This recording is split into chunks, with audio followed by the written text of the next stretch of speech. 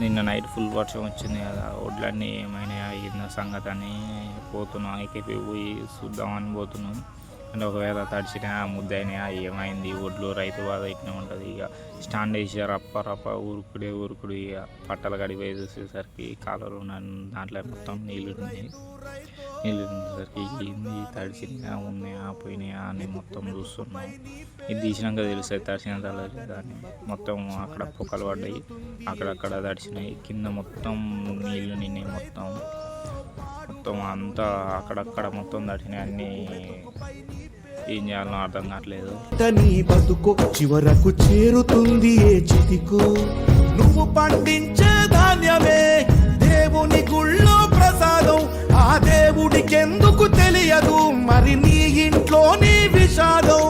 కళ్ళకద్దుకొని తింటారు నీ కన్నీళ్ళెవరు పాపరు.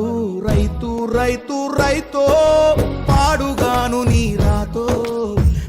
మెతుకుపై నీ చెమటున్న వెతుకులాట నీ బతుకు చివరకు చేరుతుంది ఏ చితికో.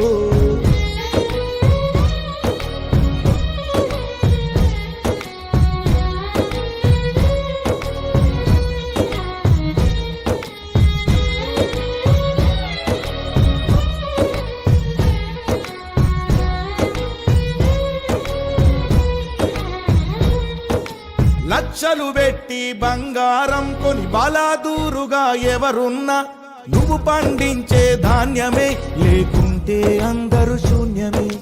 కోట్లు పెట్టి బిల్డింగులు కట్టి అందులో తూగుతూ ఉన్నా ఆకలైతే నీ అన్నమే, లేకుంటే అందరి బతుకులు సున్నా.